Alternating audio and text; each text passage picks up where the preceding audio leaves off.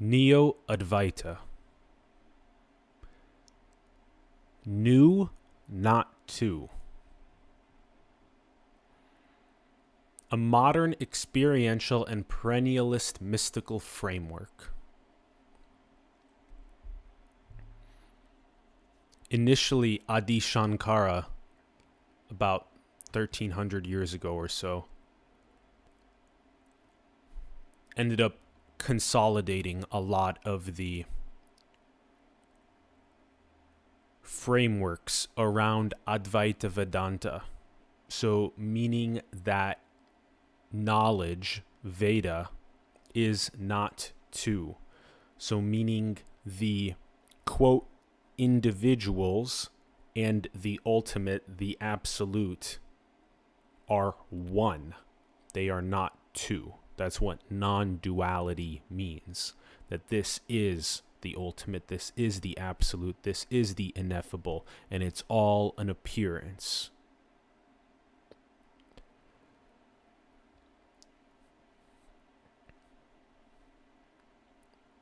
Which even, as we've talked about on the show quite a bit, the modern currents in quantum mechanics and physics are also showing that the most underlying is the modulations of energy, which then create the appearance of form of matter. And when you give a deep contemplation to the infinite possibility space of modulations of energy, similar to the infinite possibility space of modulations of musical notes or of art, all of the different colors on a palette, that you recognize that this is just one creation design out of eternity, out of infinity. This is one song. This is one combination on that color palette. One energetic modulation that appears as form.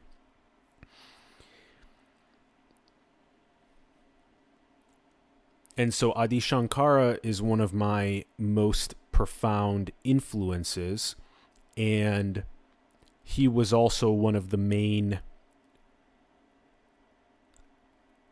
developers around the theory of Maya, around the intoxication of the illusion of the appearance itself that draws people to seek for happiness and peace externally rather than the diamond necklace around their neck, which is what happens in the parable of the prodigal son with the turn inward.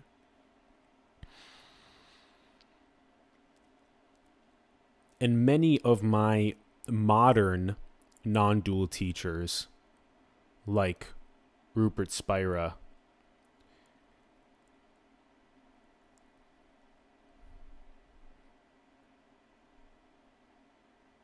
have learned from people like Ramana Maharshi, who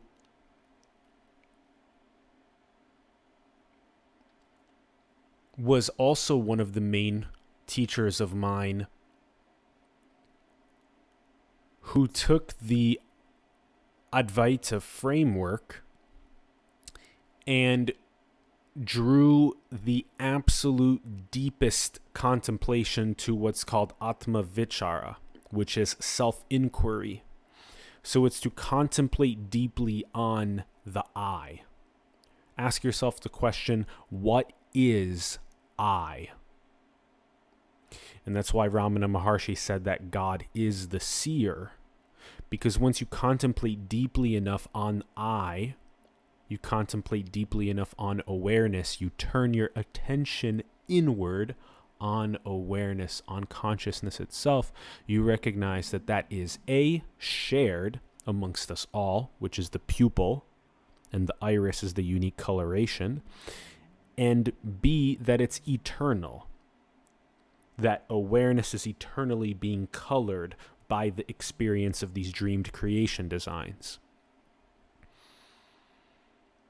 And Ramana Maharshi was very adamant about turning the attention inward on I, on awareness itself, which then over time would create more and more of a Gnostic individual that has pierced the veil to God realization. And so the experiential side of the mystical framework is very deeply resonant and important, and it's very perennial across the traditions, because turning attention inward is the key, because you recognize that awareness is the key. And then there's the further propagation of the Advaita framework into what has been called the Neo-Advaita framework, the new not to framework. And many people attribute this to Poonja.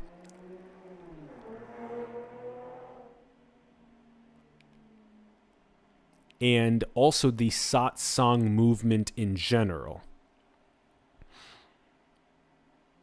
So the Satsang being the gathering of community around spiritual truth, and the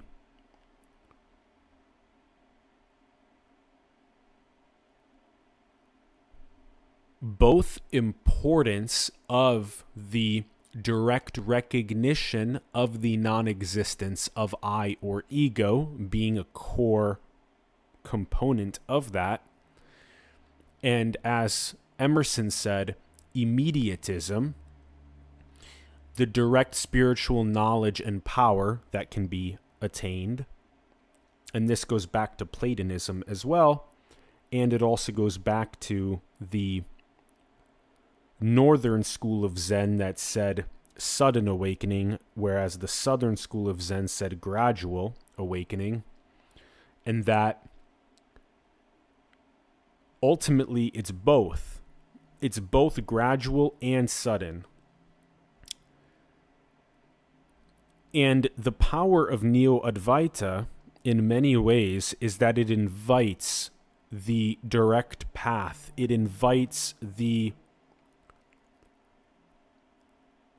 direct experiential recognition, and yet at the same time, we recognize that there is trouble with this one direct step, because the mirror of consciousness, God, is distorted / polluted.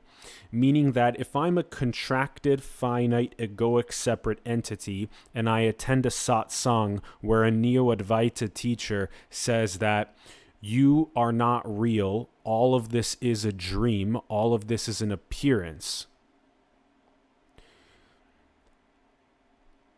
the egoic, finite, separate entity has a both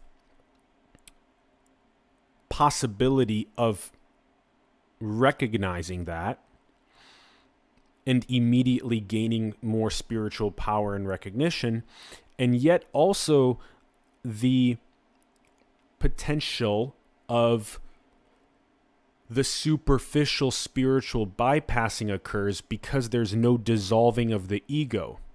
And that's only what happens when consciousness meditates on itself and purifies itself. It makes the mirror more clean and less dirty. So a dirty, egoic, separate entity that is trying to recognize the diamond necklace already around its neck is very possible and very helpful. And yet at the same time, we must recognize that the gradual meditation of the egoic separate entity on its own awareness enables it to have a more stable process of going inward to that God realization and to even the absolute ineffable. Because typically what's being promulgated by the one direct step Neo-Advaita is the surrender to just the appearance, to the nothing to do, meaning that everything is an appearance, and the non-dual is the unconditional freedom of the Om, as in the Nirguna Brahman, the Brahman without attributes, the absolute, the ineffable. And then the Saguna Brahman, the closest we can try and add qualities to the ineffable, would be something like the unconditional freedom of that expressing itself, the anarchic creativity of it, the exploration, the Leela, the divine play.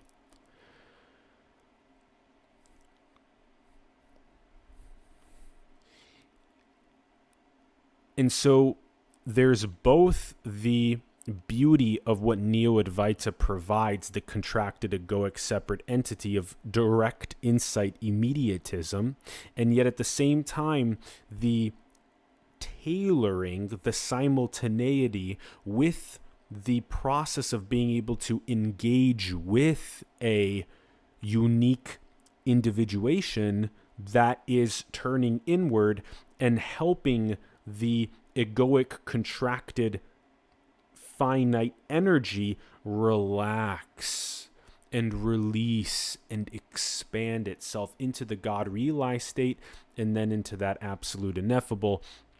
And so we're going to unpack that more stable two direct steps here in a bit.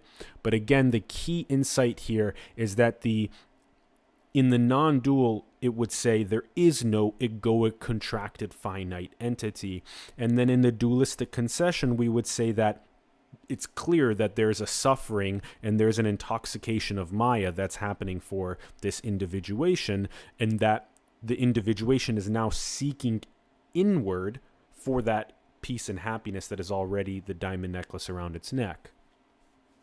And so to be able to hold the simultaneity of the non-dual and the dualistic concession and the individuation, which is the artistic expression of the infinite, is very important. It's critical. And it's very much the ultimate truth, is the simultaneity across all of those. And that makes you very much like Joseph in the Coat of Many Colors, especially when you're being a teacher and helping those that are interested navigate the landscape of our metaphysics to be able to successfully turn inward and rise up that dualistic concession of a mountain to the absolute, to the ineffable, to the dissolving of the sugar cube of the contracted egoic finite entity into the hot tea of the infinite ocean. And that's why we say that insight alone is not enough. It's like a gondola ride. It's like here in the flat mountain, which is one of our best artistic distillations around the simultaneity of non-duality and duality and individuality simultaneously. And we've done an entire video on this, which you can watch on the channel.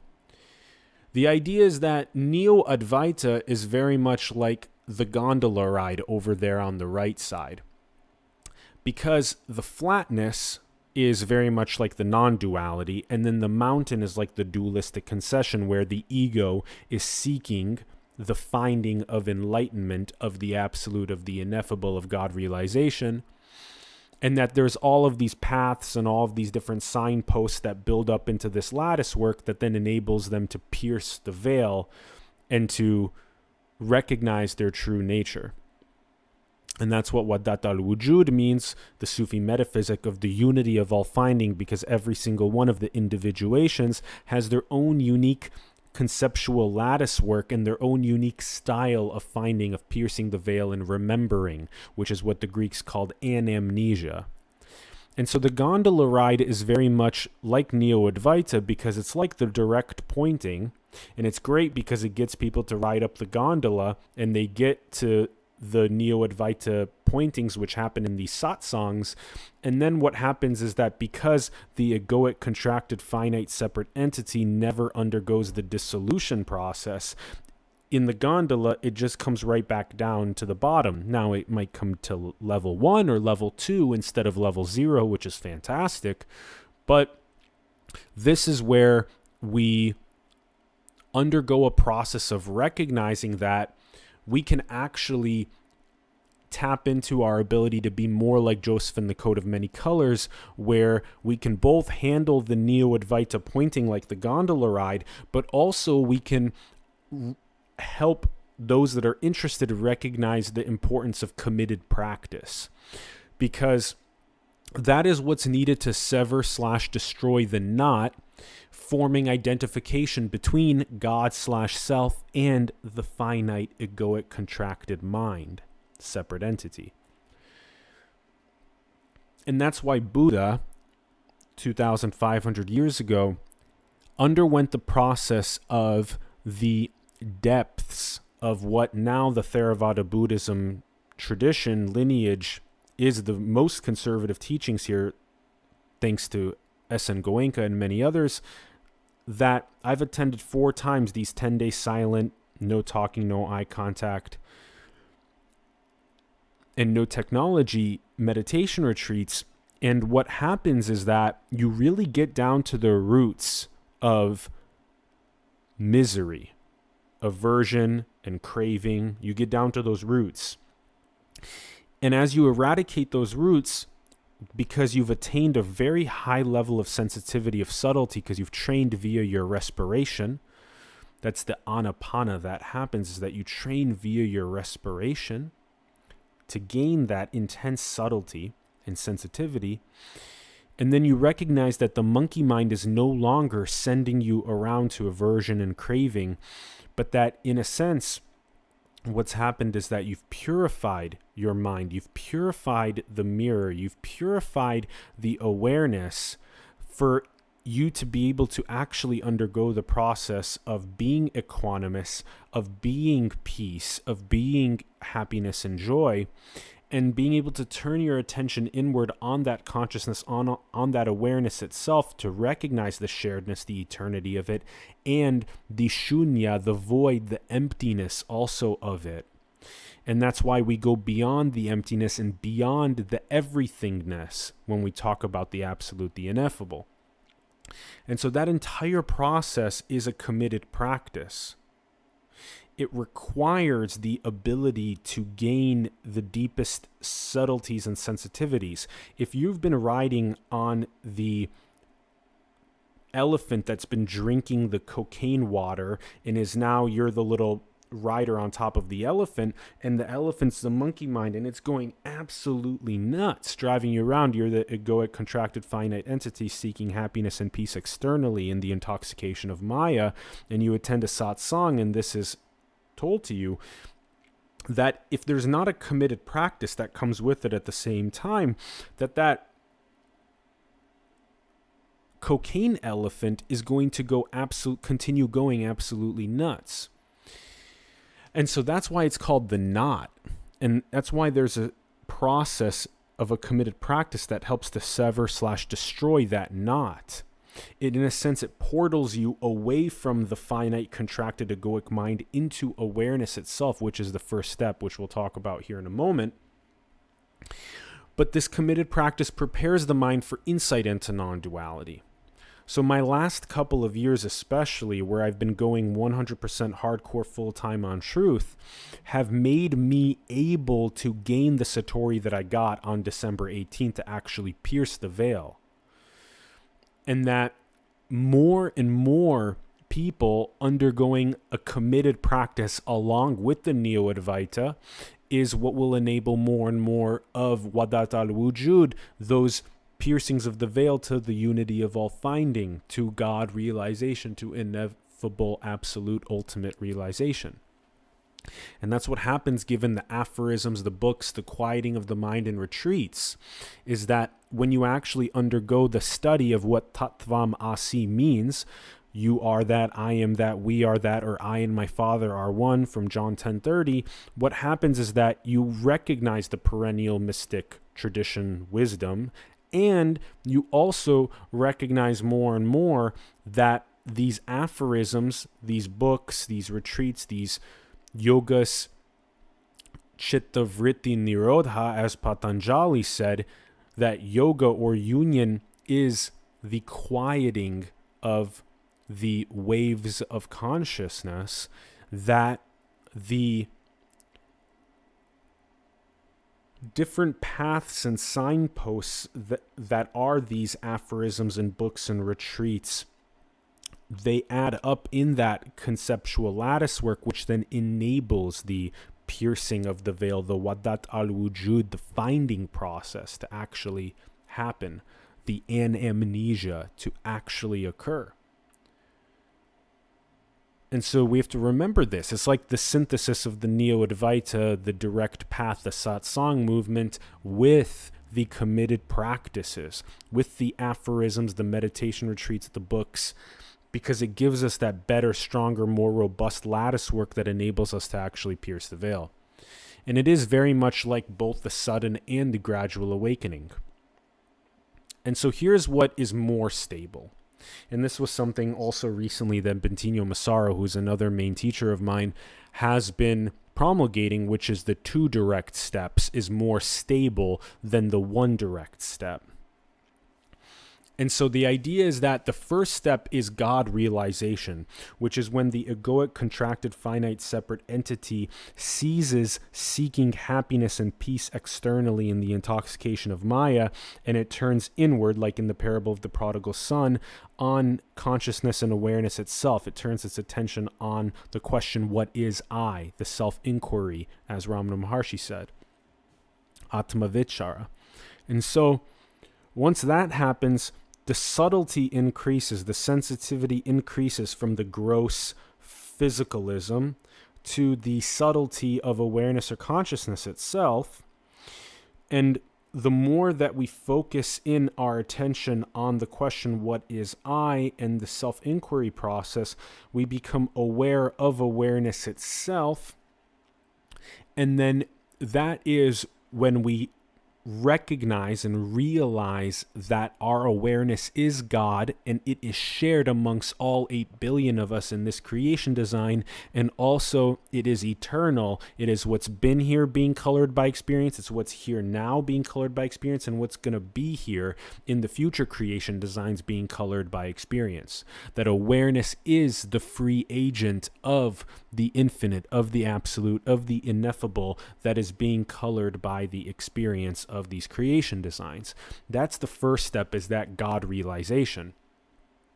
And then the second step is the absolute realization, which is when even you recognize the subtlety of the eternal awareness itself, and then you pluck that last thorn out, and then that's going beyond even eternal awareness to the ineffable, to the absolute, to the ultimate. And that's when the recognition that even eternal awareness itself is a dream. So it's not only the creation design is a dream, but also the agent, the observer itself is dreamed. Just like when you go to sleep for a third of your life and you simulate a dream where you simulate both the observer and the dreamed landscape for the observer, that is the same as this. And so that's the second step, is to the realization of the absolute, which is even the observer itself is the last thorn, which is dreamed, and then that's what opens up to the absolute ineffable. And it all is the absolute ineffable. Even those that are being intoxicated by Maya are the absolute ineffable as well, because that's the uniqueness of the creative expression of what this is, non-dual wise. And yet the dualistic concession is that they are suffering and that the turn inward is inevitable and it's happening. It's like the GPS callback mechanism of the absolute on itself to pierce the veil and to God realize and absolute realize. And so liberation already exists. This is unconditionally free, yet also will you realize this? And that's why in the Sufi metaphysic, it says that only those that are ignorant seek what is already there. Like Rumi said, the diamond necklace that is already around your neck, yet it remains for you to recognize it. It's already all unconditionally free, non-dual, absolute ineffable, yet if you've recognized that you're seeking happiness and peace externally in the intoxication of Maya, in conspicuous consumption and greed and materialism and fame and cloud and all of these things that you think will give you happiness and peace, that inevitably the turn inward is going to happen, because that's the recognition of the diamond necklace, which is already peace and happiness. You will no longer seek peace and happiness externally, but you bring your peace and happiness to everything you do. You're not seeking it externally. You're bringing peace and happiness to everything. And that was a beautiful teaching of Rupert Spira. And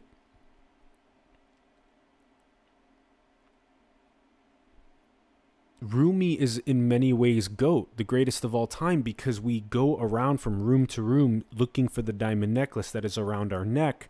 But then the addition that we've made here on the program to the diamond necklace is the Indra's net, is the net of being, as the beautiful illustration of Alex Gray also shows, where the source light is refracting through each of our unique diamonds and jewels as a creative artistic expression.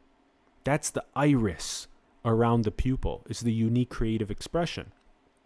Once we God realize, once we go inward here, as we say in the true simultaneity, the non-dual dual individuation, which we just did a show on that as well, which you can watch on the channel, that we go inward first to that God realization, and that's what enables Wu Wei, as Lao Tzu said, the effortless action, channeling the absolute highest morality going outward as the artistic expression.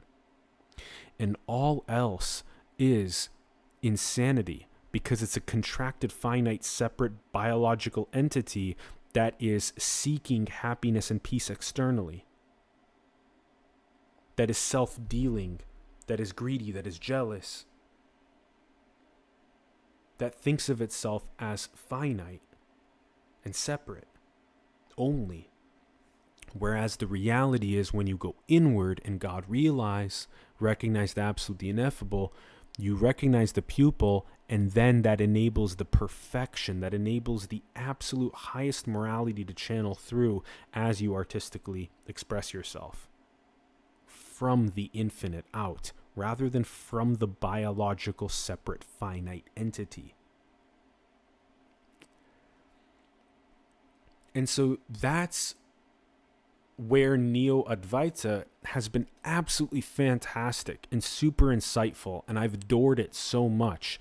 And people like Tony Parsons and Jim Newman and Fred Davis have been so insightful for me.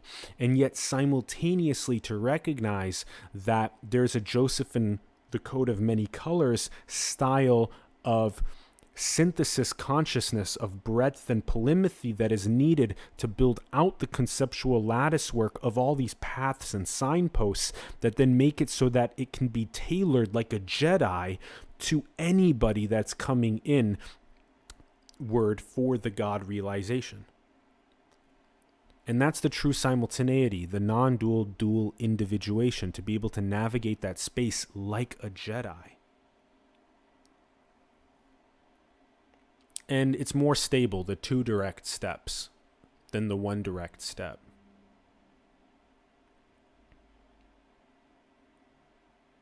And yet it's one of the best experiential and perennialist mystical frameworks. It's the Immediatism, and it's fantastic. I hope that this has been insightful, this video on Neo-Advaita. It's definitely been one of the most profound influences on my life, and I hope on yours as well. I highly encourage you to check out people like Tony Parsons and Jim Newman and Fred Davis and Rupert Spira and Bentinho Massaro, and go and read some of the works of Ramana Maharshi and Adi Shankara and Patanjali and Sri Aurobindo and Nisargadatta Maharaj and Poonja and Siddharameshwar Maharaj, because these have very clearly been Swami Vivekananda, the Yogananda, most clear transmissions of the non-dual nature of our existence, of our metaphysics, and yet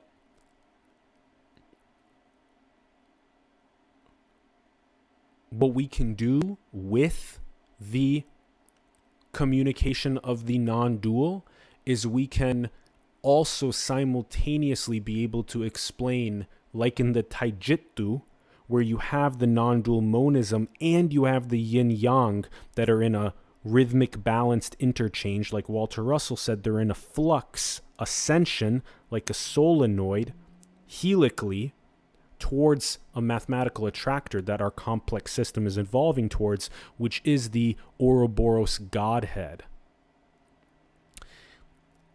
And so to be able to synthesize even that with electromagnetism and with cyclic cosmology of people like Sir Roger Penrose is going to be really critical for us moving forward. And to be able to synthesize the non-dual, you are already at the diamond necklace around your neck with the fact that there is suffering and there are sustainable development goals and there is a process of architecting and maximizing human potential that exists simultaneously. In the ultimate, all of that suffering is a dream, yet at the same time, it's also in this creation design something that we really are excited about as the iris, the expression of the infinite, of being like that artistic palette, a creative expression that maximizes abundance and prosperity. And that recognizes that the individuation, the individual, is beautiful. It's the exact expression of the infinite that makes it so that the non-dual also simultaneously is dual and is multiplicity. And that to respect that is so profoundly important, because the same non-dual teacher that is talking about only non-duality and how the individual is an illusion is also potentially driving in the Tesla car that was envisioned by Elon Musk almost 2 decades ago and was built by thousands of employees and robotics and genius engineers and scientists that have made it so that the whole planet can transition to electric cars, can transition to more sustainable forms of energy. And so we have to recognize that as well, that appearance happening in the dream as well, and how it serves us, how it serves the social fabric. And that's what Ramana Maharshi meant by Sahaja Samadhi, or Buddha meant by the middle way. That in the tantric tradition, you weave your enlightened realizations into the social fabric. So check out all of those epic people that we listed. And also, if the video brought you value, give it a like, subscribe if you haven't, comment below with your thoughts. We'd love to hear from you. And share the video with people that you feel like this would resonate with. And join the membership on the channel if you'd like. We have great exclusive benefits there, and every single dollar that you put in goes directly into the actualization of all of our big projects. So many great things on the roadmap here in Los Angeles with animated series, anthologies, VR pedagogy. So many good things on the roadmap. Great upcoming interviews with awesome people out here that will be turning their attention inward on these topics, which is going to be so awesome. And that's all. Infinite love, absolute adoration. Thank you. So grateful. Thank you.